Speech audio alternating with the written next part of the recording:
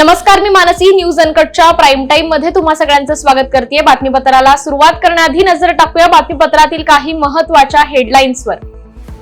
धूल चेहरे पर थी, आईना साफ करता रहा, फडणवीसांचा विरोधकांना टोला.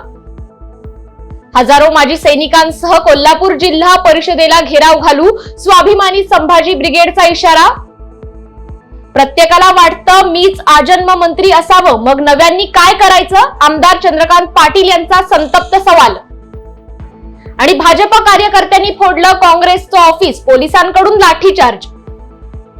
आता पाहूयात सविस्तर वृत्त.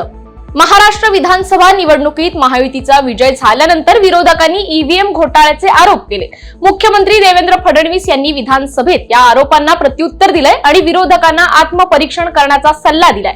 खुल्या मनाने जनादेश स्वीकारा, तुम्ही जोपर्यंत आत्मपरीक्षण करत नाही तोपर्यंत तुमची परिस्थिती अशीच राहील, असं म्हणत त्यांनी विरोधकांना खुल्या मनाने पराभव स्वीकारायचा सल्ला दिलाय. तुम्ही जोपर्यंत तुमचा चेहरा साफ करणार नाही तोपर्यंत तुम्हाला आत्मपरीक्षण करता येणार नाही, असं म्हणत फडणवीसांनी विरोधकांना खोचक टोला लगावलाय. त्याचबरोबर जी आश्वासनं दिली, ज्या योजना सुरू केल्या त्यातील आश्वासनं पूर्ण करू, कोणतीही योजना बंद करणार नाही, लाडकी बहीण या योजनेला कुठलाही नवीन निकष लावणार नाही, अधिवेशन संपताच लाडक्या बहिणीचे पैसे महिलांच्या खात्यात जमा करणार आहोत, असं फडणवीस म्हणाले. राम सातपुते सारखा सर्वसाधारण कार्यकर्ता 5 वर्ष राबतो आणि एकट्या मार्कडवाडीसाठी 22 कोटी रुपयाची कामं करतो. त्याला जास्त मतदान मिळाल्यानंतर तुम्ही लोकांना जाऊन धमकावता. एखाद्या गावामध्ये मतं मिळाली नाही म्हणून गावामध्ये जाऊन दादागिरी करायची, ही दादागिरी खपवून घेतली जाणार नाही, असा इशारा मुख्यमंत्री देवेंद्र फडणवीस यांनी मोहित पाटलांना दिलाय. मंत्रिमंडळ विस्तारात राष्ट्रवादी काँग्रेसचे ज्येष्ठ नेते छगन भुजबळ यांना डावलण्यात आलं. फडणवीसांनी शेवटच्या क्षणापर्यंत सांगितलं, भुजबळांना घ्या, पण अखेर नाव मंत्रिमंडळात आलंच नाही, असं म्हणत भुजबळांनी अप्रत्यक्षपणे अजित पवारांवर निशाणा साधलाय. आता यावर मुक्ताईनगरचे आमदार चंद्रकांत पाटील यांनी संताप व्यक्त केलाय. मुक्ताईनगरचे आमदार चंद्रकांत पाटील यांनी नुकताच प्रसार माध्यमांशी संवाद साधला. यावेळी त्यांना छगन भुजबळ यांच्या नाराजीबद्दल प्रश्न विचारण्यात आला. त्यावर त्यांनी थेट विधान केलंय, प्रत्येकाला वाटतं मीच आजन्म मंत्री असावं, मग नव्यांनी काय करायचं, असा सवाल चंद्रकांत पाटील यांनी उपस्थित केलाय. केंद्रीय गृहमंत्री अमित शहा यांनी मंगळवारी राज्यसभेत डॉक्टर बाबासाहेब आंबेडकर यांच्याबाबत केलेल्या विधानावरून बुधवारी संसदेत याचे पडसाद उमटले. यावरून आजही गदारोळ सुरू आहे. एकीकडे सत्ताधारी पक्षाचे खासदार पोस्टर आणि बॅनर्स घेऊन संसद परिसरात पोहोचले, तर दुसरीकडे विरोधक खासदारांनी पोस्टर आणि बॅनर्स घेऊन निदर्शनं सुरू केली. यावेळी धक्काबुक्की झाली, ज्यात 2 खासदार जखमी झालेत आणि या संपूर्ण धक्काबुक्कीसाठी भाजप राहुल गांधींना जबाबदार धरतंय. त्यामुळे पूर्णियाचे खासदार पप्पू यादव यांनी याबाबत मोठा दावा केलाय. या प्रकरणात राहुल गांधी यांची भूमिका सिद्ध झाल्यास मी राजीनामा देईन, असं पप्पू यादव यांनी म्हटलंय. कोल्हापूर जिल्हा परिषदेच्या गट क पद भरती प्रक्रियेत माजी सैनिकांसाठी राखीव असलेल्या जागांवर अन्य उमेदवारांना नियुक्ती करण्याचा प्रशासनाचा प्रयत्न सुरू असल्याचा आरोप करत आज स्वाभिमानी संभाजी ब्रिगेडच्या वतीने जिल्हा परिषदेच्या समोर जोरदार निदर्शनं करण्यात आली. याबाबतचं निवेदनही शिष्टमंडळातर्फे मुख्य कार्यकारी अधिकारी एस कार्तिकेन यांना देण्यात आलंय. यावेळी माजी सैनिकांच्या जागांवर माजी सैनिकांचीच भरती करावी, अन्यथा जिल्ह्यातील हजारो माजी सैनिकांना घेऊन जिल्हा परिषदेला घेराव घालण्याचा इशाराही यावेळी संभाजी ब्रिगेडच्या वतीने देण्यात आलाय.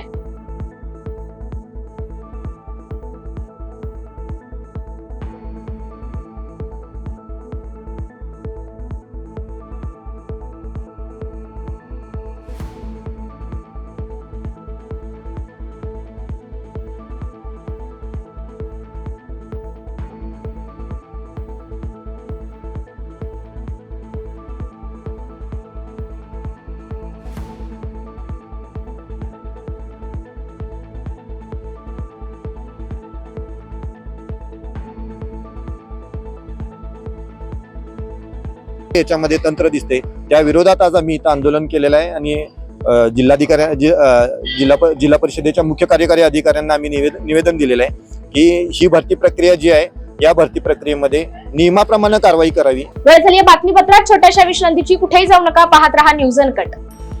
ऐतिहासिक वारसा लाभलेला मराठ मुलूक महाराष्ट्र. या महाराष्ट्राला विविध रंगी छटा आहेत. साहित्य, कला, पर्यटन, नृत्य, भाषा, संत परंपरा अशा विविधतेने तो नटलेला आहे.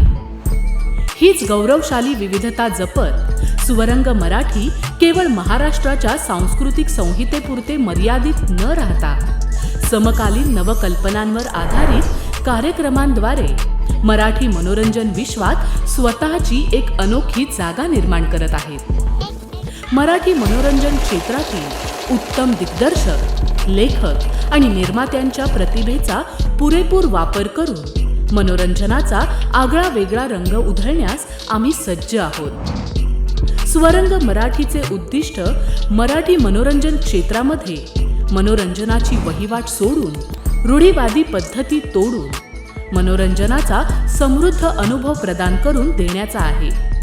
म्हणूनच यात विविध पद्धतीचे मनोरंजक आणि माहितीपूर्ण कार्यक्रम स्वरंग मराठीवर बघता येतील।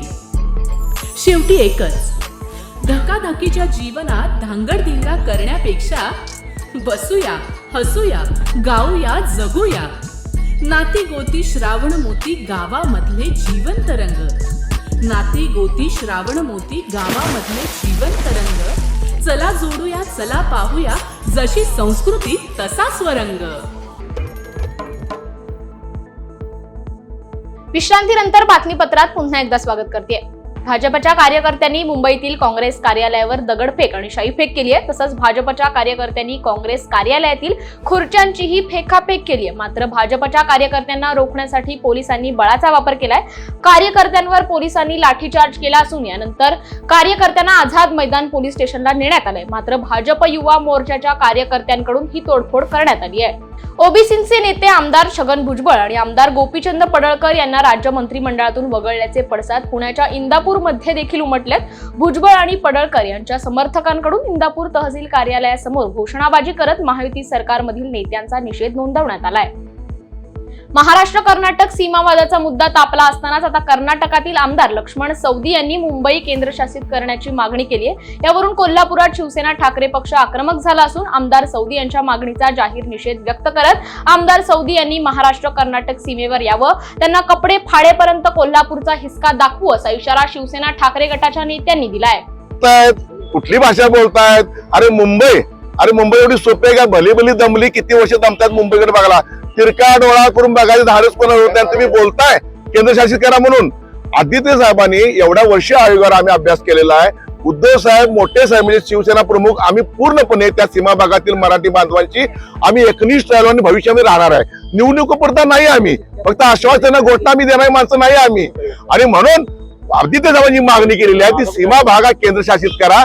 त्याला कुठंतरी डायरेक्शन चेंज करण्यासाठी हे सौदी बोलतायत। सौदीला ह्या देशात उपचार होऊ शकत नाहीत। कदाचित मी विनंती करीन त्या सरकारला, असं जर मानसिक स्वरूप त्यांचं बिघडलं असेलच तर त्यांना सौदी आयोगाला पाठवा। तिथं खूप दवाखाने चांगले आहेत आणि त्यांना समाधान मिळेल की आपण काय बोललो ते खरं का खोटं। आणि ह्या महाराष्ट्राबद्दल असे परत वक्तव्य करू नका, मुंबईबद्दल महाराष्ट्राबद्दल नाही, तर इथले शिवसैनिक, इथला मराठी माणूस ह्या महाराष्ट्रातला, तुम्ही इथून जर काय बोलायला धाडस केलं तर कपडे फाडतील, एवढं लक्षात ठेवा। अमरावतीच्या बडनेऱ्याचे आमदार रवी राणांनी जिल्हाधिकारी कार्यालयात जनता दरबार घेत अनेक विषयांवर चर्चा केली आहे। विविध प्रकल्पांमध्ये पुनर्वसन झालेल्या गावांना जागा उपलब्ध करून देण्याकरता वलगाव मार्गावरील 65 एकर जमीन देण्याचे आश्वासन यावेळी रवी राणा यांनी दिले। यावेळी शेतकऱ्यांच्या पाणी प्रश्नावर सुद्धा चर्चा पार पडली आहे। वेळ झाली आहे बातमीपत्रात छोट्याशा विश्रांतीची, कुठेही जाऊ नका, पाहत रहा न्यूज अनकट। ऐतिहासिक वारसा लाभलेला मराठी मुलूक महाराष्ट्र। या महाराष्ट्राला विविध रंगी छटा आहेत। साहित्य, कला, पर्यटन, नृत्य, भाषा, संत परंपरा अशा विविधतेने तो नटलेला आहे। हीच गौरवशाली विविधता जपत स्वरंग मराठी केवळ महाराष्ट्राच्या सांस्कृतिक संहितेपुरते मर्यादित न राहता समकालीन नवकल्पनांवर आधारित कार्यक्रमांद्वारे मराठी मनोरंजन विश्वात स्वतःची एक अनोखी जागा निर्माण करत आहेत। मराठी मनोरंजन क्षेत्रातील उत्तम दिग्दर्शक, लेखक आणि निर्मात्यांच्या प्रतिभेचा पुरेपूर वापर करून मनोरंजनाचा आगळा वेगळा रंग उधळण्यास आम्ही सज्ज आहोत। स्वरंग मराठीचे उद्दिष्ट मराठी मनोरंजन क्षेत्रामध्ये मनोरंजनाची वहिवाट सोडून रूढीवादी पद्धती तोडून मनोरंजनाचा समृद्ध अनुभव प्रदान करून देण्याचा आहे। म्हणूनच यात विविध पद्धतीचे मनोरंजक आणि माहितीपूर्ण कार्यक्रम स्वरंग मराठीवर बघता येतील. शेवटी एकच, धकाधकीच्या जीवनात धांगडधिंगा करण्यापेक्षा बसूया, हसूया, गाऊया, जगूया. नाती गोती श्रावण मोती गावामधले जीवंत रंग. नाती गोती श्रावण मोती गावामधले जीवंत रंग. चला जोडूया, चला पाहूया, जशी संस्कृती तसा स्वरंग. विश्रांतीनंतर बातमीपत्रात पुन्हा एकदा स्वागत करते. पाहूयात उर्वरित काही महत्त्वाच्या घडामोडी. मुंबईतील एलिफंटा बोट दुर्घटनेनंतर प्रशासन खडबडून जागं झालं असून प्रवाशांच्या सुरक्षेसाठी रायगडच्या मांडवा जेटीवर सतर्क यंत्रणा तैनात करण्यात आली. प्रत्येक प्रवाशाला लाईफ जॅकेट आणि बोटीत सुरक्षा बचाव प्रतिनिधी देण्यात आलेत. मांडवा जेटीवरून दर दिवशी हजारो पर्यटक या बोटींनी प्रवास करतात. मात्र कालच्या दुर्घटनेनंतर या बोटींवर आता सुरक्षा वाढवण्यात आली आहे. कोल्हापुरात आज 2 गर्भलिंग निदान चाचणी केंद्रांवर आरोग्य विभागामार्फत छापेमारी करण्यात आली आहे. कारवाई दरम्यान आरोग्य विभागाने देवकर पाणंद इथं राहणाऱ्या एका डॉक्टरला ताब्यात घेतलंय. गर्भलिंग निदान आणि गर्भपाताच्या औषधांची विक्री होत असल्याच्या संशयावरून कोल्हापुरातील फुलेवाडी आणि ज्योतिबा येथील प्रतीक्षा क्लिनिकवर ही कारवाई करण्यात आली आहे. या प्रकरणी संशयित डॉक्टर D.B. पाटील याला पोलिसांनी ताब्यात घेतलं असून त्याच्या क्लिनिकमध्ये काही संशयास्पद औषधं आणि साहित्य सापडले. या कारवाईमुळे गर्भलिंग निदानाचं मोठं रॅकेट उघडकीस येण्याची शक्यता आहे. दिव्यांग बांधवांच्या विविध मागण्यांसाठी दिव्यांग सेनेने जळगाव जिल्हाधिकारी कार्यालयावर मोर्चा काढून आंदोलन केलंय. दिव्यांग बांधवांसाठी स्वतंत्र दिव्यांग भवनाची निर्मिती करण्यात यावी. दिव्यांग विभागासाठी शासनाने मंजूर केलेली रिक्त पदे भरावी. आमदार विकास निधी अंतर्गत दिव्यांगांसाठी प्रति लाभार्थी खर्चाची मर्यादा वाढवावी.